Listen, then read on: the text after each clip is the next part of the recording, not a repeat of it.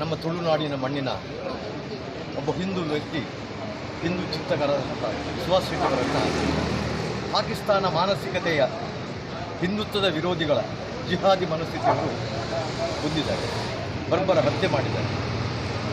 ಇದು ನಮ್ಮ ದಕ್ಷಿಣ ಕನ್ನಡ ಜಿಲ್ಲೆಯ ಹಿಂದುತ್ವದ ಪ್ರತಿಯೊಬ್ಬ ವ್ಯಕ್ತಿಯೂ ಕೂಡ ಒಂದು ಸವಾಲು ಅನ್ನೋದನ್ನು ನಾನು ಹೇಳ್ತಾ ಇದ್ದೇನೆ.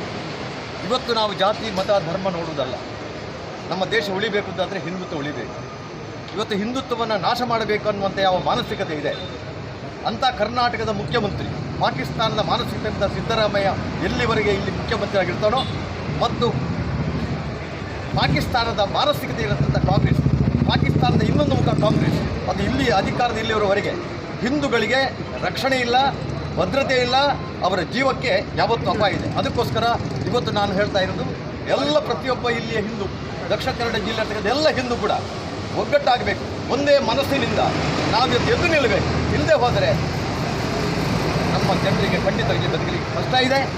ಇಂಥ ಒಂದು ಕೊಲೆ, ಇದು ಪೂರ್ವ ಸಿದ್ಧತೆ ಕೊಲೆ. 1 ತಿಂಗಳ ಹಿಂದೆ ಅವರ ಬೇರೆ ಬೇರೆ ನಿಮ್ಮ ವಾಟ್ಸಪ್ಗಳಲ್ಲಿ ಈ ಸುಭಾಷ್ ಶೆಟ್ಟಿಯ ಬಗ್ಗೆ ಕೊಲ್ಲಬೇಕನ್ನುವಂಥ ಚಿಂತನೆ 1 ತಿಂಗಳಿದೆ. ಅದು ನೀವು ಗೊತ್ತಿಲ್ಲ, 30 ಸೆಕೆಂಡ್ನ ಒಳಗೆ ಅವರು ವಾಟ್ಸಪ್ನಲ್ಲಿ ಹಾಕಿದ್ದಾರೆ. ಅಂದರೆ ಇದರ ಅರ್ಥ ಏನು ಅಂದರೆ ಇವರಿಗೆ ಗೊತ್ತಿದೆ, ಇವರು ಮಾಡೋದನ್ನು ಮೊದಲೇ ನಿಶ್ಚಯ ಮಾಡಿದ್ದಾರೆ. ಅವರಿಗೆ ಧೈರ್ಯ ಇದೆ.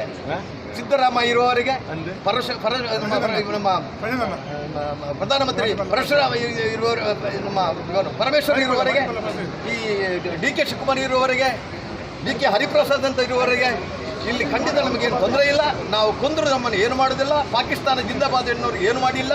ಇವತ್ತು ನಿಮಗೆ ಗೊತ್ತಿರ್ಬೋದು, ವಿಧಾನಸೌಧದಲ್ಲಿ ಪಾಕಿಸ್ತಾನ ಜಿಂದಾಬಾದ್ ಹಾಕುವವರ ಮೇಲೆ ಕೇಸ್ ಹಾಕಿಲ್ಲ.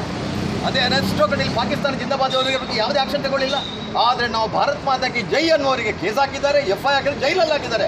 ಇಂಥ ಒಂದು ಪಾಕಿಸ್ತಾನ ಮಾನಸಿಕತೆಯ ಈ ಕಾಂಗ್ರೆಸ್ ಪಕ್ಷವನ್ನು, ಮುಖ್ಯಮಂತ್ರಿ ಸಿದ್ದರಾಮಯ್ಯನ ನಾವು ಪ್ರತಿಯೊಬ್ಬ ಹಿಂದೂಗಳು ಇವತ್ತು ಎಚ್ಚರಿಕೆಯಿಂದ ನೋಡಬೇಕು. ಮತ್ತು ಇದು ನಮ್ಮ ಹಿಂದುತ್ವವನ್ನು ಕಾಪಾಡಬೇಕು ಅಂತಾದರೆ ಯಾವ ಜಾತಿ ಮತ ಧರ್ಮ ಬಿಟ್ಟು ನಾವು ಇವತ್ತು ಒಗ್ಗಟ್ಟಾಗಬೇಕು ಅಂತ ಈ ಸಂದರ್ಭದಲ್ಲಿ ಹೇಳಿಕೆ ಬರ್ತಾರೆ.